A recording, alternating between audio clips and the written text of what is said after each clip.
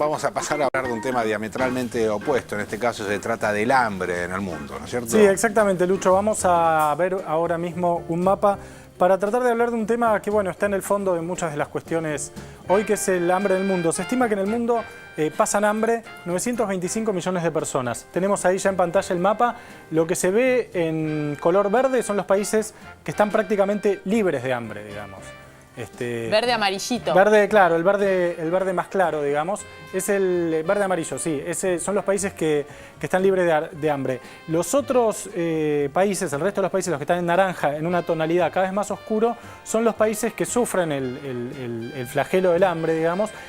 Cuanto más oscuro, más en situación más crítica están. Y lo que me parecía interesante mostrar era que si uno pone la mano así, yo sé que no queda muy elegante en televisión, pero sí, ver cómo, digamos, la diferencia entre primer y tercer mundo, digamos. Si uno pone la mano así, ve que lo que uno llamaría primer mundo son todos países que prácticamente están libres de hambre, digamos. Todo el norte del planeta no tiene este problema. En el sur es donde uno empieza a ver dos problemas. Si uno empieza a ver África, si uno empieza a ver Asia, si uno ve América Latina. Es interesante ver América Latina en el extremo, digamos, de la pantalla, donde hay solo 4 o 5 países que no tienen que no sufren de manera grave esta situación. Uno de ellos es Argentina, Uruguay, Chile y Venezuela, digamos, ¿no? Sí. Entonces me parecía que era, digamos, que este mapa podía ser un disparador para hablar de este tema, que es un tema que se está empezando a solucionar muy lentamente, y me voy volviendo, Lucho. Sí, venite para acá, se está empezando a solucionar. Es algo que a veces es difícil de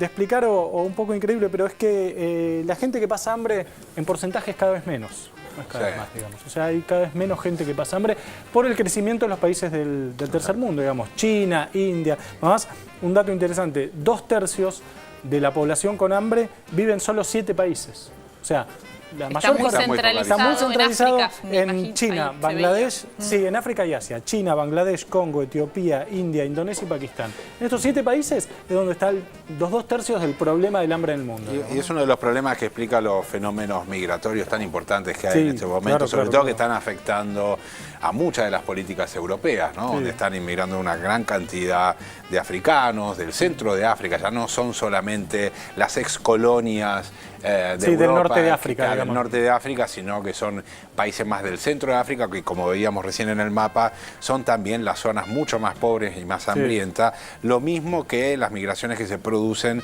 desde Asia hacia Europa, justamente vinculados estos problemas a los problemas de hambre. Bueno, ¿no? En algún sentido la migración, a pesar de las enormes barreras que hay, bueno, lo hemos visto con la situación dramática de Lampedusa en las últimas semanas y los barcos y demás, la migración es en algún sentido un equilibrador de este problema, digamos. Claro. Porque bueno, gente que va de un lugar muy pobre a un lugar que no es tan pobre, donde la pasa muy mal, donde lo maltratan, donde lo meten preso, donde sufre un montón de cuestiones, pero que si migra es por un motivo, y ese motivo es que piensa que va a estar mejor a donde va que de donde viene, digamos.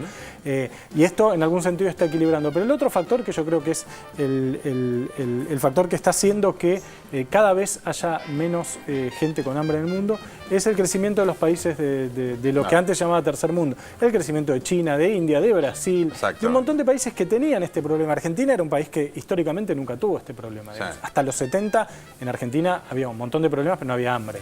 ¿No? No había lo que uno llama pobreza extrema, la pobreza extrema o indigencia. Seguramente lo ven en las estadísticas. Se mide pobreza y se mide pobreza extrema o indigencia. Pobreza extrema o indigencia es gente que no tiene lo suficiente para comer, digamos. Esa es la definición, ¿no? El otro día, por primera vez, vi una pastilla que idearon los japoneses para los problemas migratorios vinculados al hambre, o sea, gente que migra por cuestiones de hambre, que son como unos pastillones así grandotes, horribles, que se tiran desde el helicópteros o aviones, y que tienen absolutamente todos los nutrientes necesarios para un día, para pasar un día. Pero que la masticás como un alfajor. Sí, o se puede hidratar, se moja un poco si es que existe la posibilidad del agua. Convengamos que la comida tiene que ver también con el gusto de sentarse, de compartir un lugar. No, son cosas de japonés. Comés visualmente también, comer eso. Son cosas de urgencia que las inventaron para Naciones Unidas, para el plan de mitigamiento del hambre. No, lo que es interesante, me parece, Lucho, también es, o sea, pensar, digamos, los japoneses pueden hacer esta pastilla, vos la tirás y por ahí una persona que no tiene acceso a alimentos puede comer. Ahora, no es un tema técnico, o sea, plata, digamos, alimento para alimentar a todo el mundo hay. No es un problema de que no hay alimentos. El tema es un tema de distribución y ahí entra ya una cuestión geopolítica que hace que todo sea más complicado. Gracias, Nathan Soler. Vamos a un corte, en un ratito seguimos, que todavía es temprano.